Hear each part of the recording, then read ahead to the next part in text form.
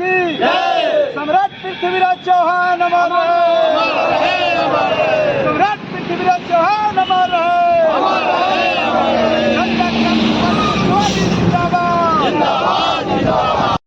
आज परिचय बताइए। हमारा नाम कमलेश चौहान है, जनता क्रांति पार्टी राष्ट्रवादी के राष्ट्रीय अध्यक्ष हैं। यह पद यात्रा निकालने का क्या उद्देश्य है?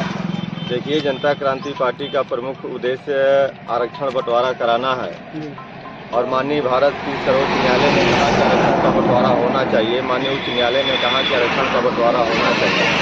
सामाजिक न्याय समिति ने भी आज से 23 साल पहले कहा कि आरक्षण का बंटवारा होना चाहिए। वीरवाणी आयोग योगी जी के द्वारा भी बनाया गया, तो वीरवाणी आयोग ने भी कहा कि आरक्षण का बंटवारा होना चाहिए, लेकिन आज तक ये सरकार आरक्षण का बंटवारा नहीं कर पाई है और आरक्षण लूटने वालों को मदद कर रही है, आरक्षण लूटने वालों को बढ़ावा दे रही है और माननीय सर्वोच्च न्यायालय के आदेश का भी ये उल्लंघन सरकार कर रही है और गरीबों के आरक्षण को लुटवाने के लिए पूरी प्रतिबद्धता से काम कर रही है।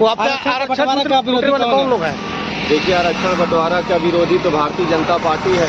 ये साफ है कि भारतीय जनता पार्टी आरक्षण बंटवारा का विरोधी है और आरक्षण को लूटने वाले समूह और बसपा के लोग, ये तीनों लोग आरक्षण पे मिले हुए हैं और ये तीनों लोग नहीं चाहते हैं कि उन लोगों को भी आरक्षण दिया जाए जो आज तक आज़ादी में आरक्षण से वंचित हैं, जिनके बच्चों को आरक्षण नहीं मिल पाया। ये भाजपा, सपा, बसपा, ये तीनों लोग आरक्षण के विरोधी हैं और आरक्षण को लूटने की नीयत से काम कर रहे हैं। क्या सपा, बसपा, कांग्रेस और भाजपा ये है कि भाजपा में आपके ही जाति के लोग जो मंत्री बने हुए हैं, रामविलास चौहान जी हैं और दारा सिंह चौहान जी, ये लोग मंत्री बने हैं, विधायक बने हुए हैं, क्या ये नहीं आपकी आरक्षण को लेकर कुछ कर रहे हैं? देखिए, ये जात की बात नहीं है, ये बात पार्टी की है।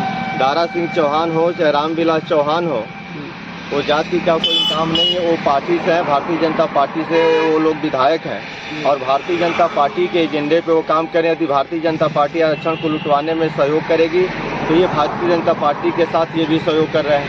तो दारा सिंह चौहान हो चाहे रामविलास चौहान, इन लोगों का उद्देश्य विधायक बनना है, मंत्री बनना है, न कि लड़ाई को लड़ना है। तो क्या जनता इस बात को समझ पा रही है, नहीं समझ पा रही है? जनता तो समझ रही है। अभी जनता ने समझ करके, सलेमपुर लोकसभा का चुनाव हुआ था, जनता ने जनता क्रांति पार्टी का साथ दे करके पूरे प्रदेश की आवाम को बता दिया, दिल्ली और लखनऊ में बैठने वाले लोगों को बता दिया कि जनता क्रांति पार्टी के साथ तेज गति से जुड़ रही है और आरक्षण बंटवारे के साथ जा रही है। लोगों का कहना है कि आरक्षण समाप्त होना चाहिए और आप लोग आरक्षण के बाद बंटवारे की बात है, तो आप इस पर क्या कहना चाहिए? नहीं, देखिए, आरक्षण समाप्त होने की बात आज तक कोई नहीं कहा है। एक भी राजनीतिक दल का नाम बता दीजिए जिन्होंने कहा है कि आरक्षण नहीं। जनता कुछ नहीं कहती है, जनता को तो जो नेता कहते हैं वही जनता कहती है। आज तक किसी ने ये नहीं कहा कि आरक्षण को समाप्त कर दिया जाए। यदि समाप्त करना है तो कर दीजिए, मैं भी उसके साथ हूँ, लेकिन कोई जनता आरक्षण को समाप्त करना नहीं चाहता है। सारे लोग आरक्षण की मलाई को खाना चाहते हैं और दूसरे के हिस्से की मलाई को खाना चाह रहे हैं। नहीं, लोग कहते हैं कि आरक्षण की वजह से देश पीछे चला गया है, विकासशील देशों में से पीछे चला गया है। देखिए, आरक्षण का जो आरक्षण बनाया गया, तो आरक्षण का उद्देश्य गरीब किसान जो कमजोर लोग हैं उनको आरक्षण देना है, लेकिन यह सीधा उल्टा हो रहा है। जो मजबूत आदमी है वही आरक्षण ले रहा है, जो कमजोर है उसको मिल नहीं पा रहा है। इसी तरह ओबीसी में जब 1992 में ओबीसी का आरक्षण क्लियर हुआ सुप्रीम कोर्ट के द्वारा, तो उसमें क्रीमी लेयर लगा करके आरक्षण को क्लियर किया गया कि ओबीसी को आरक्षण दिया जाएगा, लेकिन क्रीमी लेयर लगा करके दिया जाएगा।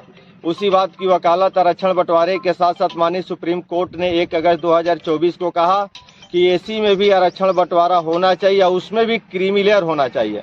अब जैसे मायावती है, मायावती के पास हजारों करोड़ की संपत्ति, वो सांसद रही हैं, मुख्यमंत्री रही हैं, फिर मायावती जी को आरक्षण की क्या आवश्यकता है?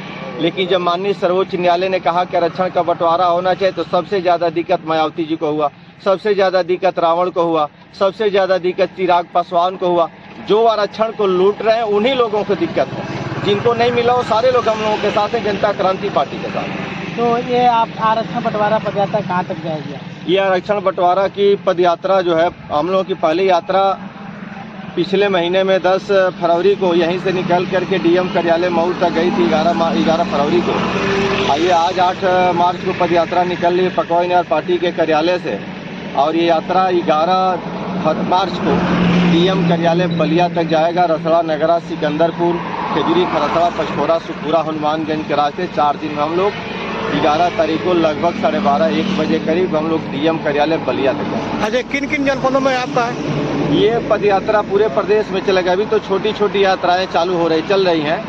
अगले साल सन 2027 में ये पूरे प्रदेश स्तर की यात्रा शुरू होगी और एक एक यात्रा निकलेगी यहाँ से तो लखनऊ से जाएगी, चाहे कहीं से पूर्व से निकले, पश्चिम से निकले, उत्तर दक्षिण से निकले, वह सीधे राजधानी तक जाएगी, लखनऊ विधानसभा तक जाएगी। राहुल गांधी कह रहे हैं कि छोटी पार्टियां हमारी नसें खराब करते रही। जिनकी नस्लें खुदे खराब हैं, अब वो दूसरे को कहे कि इन्हें छोटी पार्टियां नस्लें खराब कर रही हैं। पूरे देश में कांग्रेस की सरकार चल रही है। आज कांग्रेस अस्तित्व बचाने के लिए जूझ रही है। कांग्रेस को कोई पूछने वाला नहीं है, कांग्रेस को कोई नाम लेने वाला नहीं है। तो जिनकी खुदे नस्लें खराब हो तो दूसरे को कहेंगे कि सारे लोगों की नस्लें आरक्षण बंटवारा जिंदाबाद, माननीय कमलेश चौहान जिंदाबाद, माननीय कमलेश चौहान जिंदाबाद, कमलेश चौहान संघ